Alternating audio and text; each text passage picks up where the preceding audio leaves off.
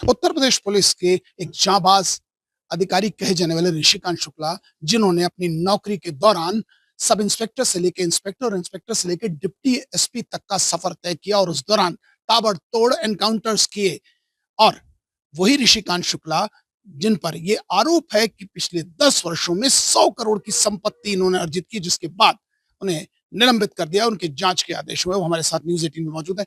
ऋषिकांत जी, आप पर 100 करोड़ की संपत्ति का ये आरोप लगा है, क्या कहेंगे सर आप?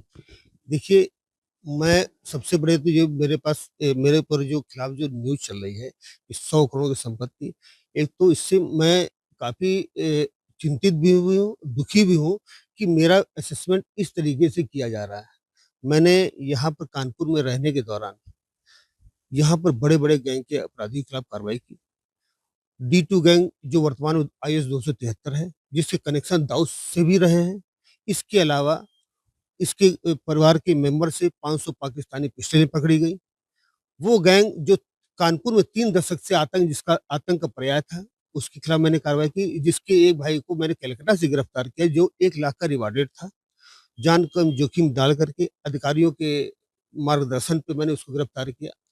एक इसका भाई जिसको 2 लाख का रिवार्ड था, शासन के द्वारा किया गया था, उसको मैंने दिल्ली स्पेशल सेल के साथ मिलकर के गिरफ्तार किया। और भी इनके भाइयों को मैंने गिराया, जिसमें अधिकारियों द्वारा मुझे पुरस्कृत भी किया गया, प्रशस्ति पत्र भी दिया गया। इसके अलावा मुन्ना बजरंगी गैंग के शूटर्स, जो जिस समय स्क्रैप के व्यापार के संबंध में एक वो गैंग वार चलता था, उनके शूटर्स किसी व्यापारी की हत्या करने के आए थे, उनको उनसे मेरी मुठभेड़ हुई। मुठभेड़ में 2 बदमाश मारे गए, जो बनारस, जिनके बारे में बनारस से क्या नाम है, भदोही से, मिर्ज़ापुर से उनकी हिस्ट्री जान सकते हैं, हार्डकोर क्रिमिनल्स थे, उनके साथ मुठभेड़ वो मारे गए।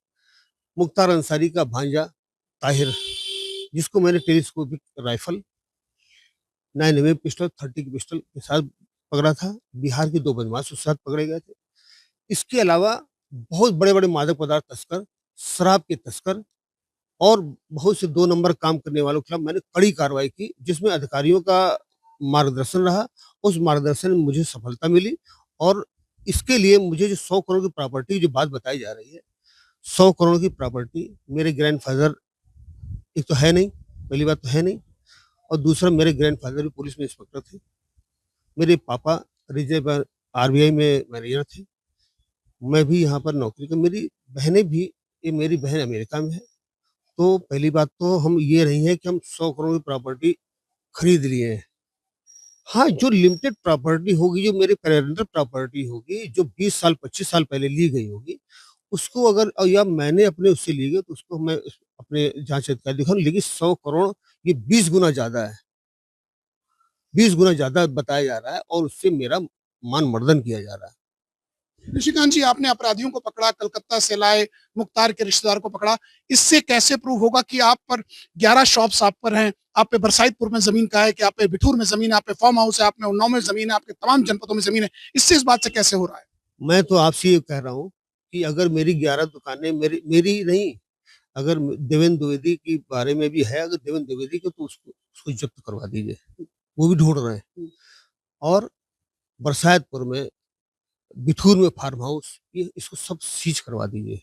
मैं जा इसलिए ना, क्योंकि आपकी सबकी नज़र में आ जाए ना कि ये सब चीज़ें जो भ्रामक सूचनाएँ फैलाई गई हैं और भ्रामक सूचनाओं से कलेक्शन किया गया है, वो सरासर गलत है। उत्तर प्रदेश के 8 से ज्यादा जनपद ऐसे हैं जिन पे सूचनाएं आ रही हैं कि जिसमें आपकी जमीन है, 8 जनपदों में आपके फार्म हाउस है, कैसे आप देख रहे हैं, इससे कैसे आप डिनाई करेंगे?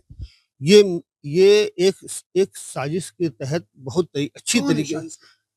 देखिए, ये जो गिरफ्तार अपराधी हैं, उनके माफिया हैं, उनके पैरोकार जो आज की डेट में सफेदपोश हो चुके हैं।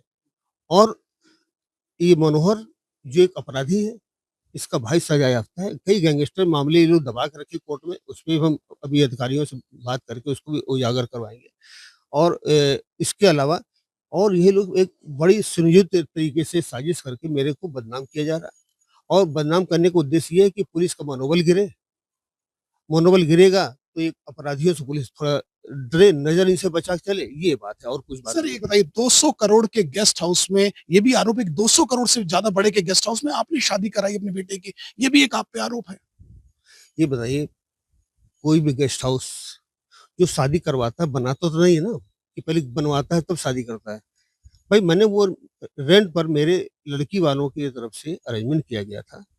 उस अरेंजमेंट में 200 करोड़ का है कि 100 करोड़ का कि 50 करोड़ का, ये असेसमेंट किसने, कौन-सा आर्किटेक्ट था जिसने आर्किटेक्ट जाकर बताया कि 200 करोड़ का है।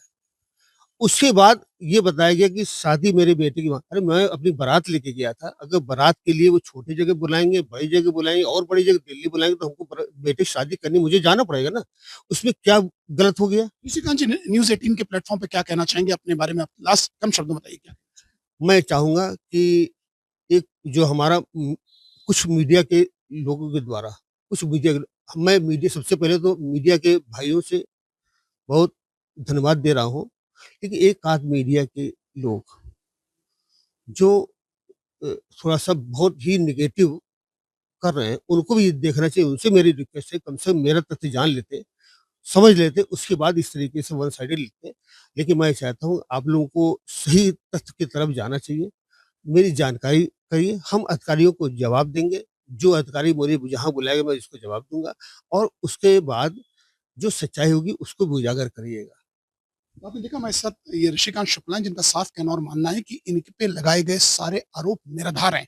जहाँ तक रही 100 करोड़ की संपत्ति की बात, तो 100 करोड़ की संपत्ति इनके लिए और जो आरोप लगाए जा रहे हैं दुकानों के, तमाम जगह के, इनका ये कहना है कि उसे जब्त कर दिया जाए और हर तरीके से सरकार और अधिकारियों के साथ कोऑपरेट करने को तैयार है। जहाँ बुलाएँगे बयान के लिए तैयार है, उनके पास पूरे साक्ष्य हैं और ये जितने भी आरोप हैं निराधार हैं। बिजनेस आशीष पांडे के साथ अमित गंजू, न्यूज़ 18 कानपुर।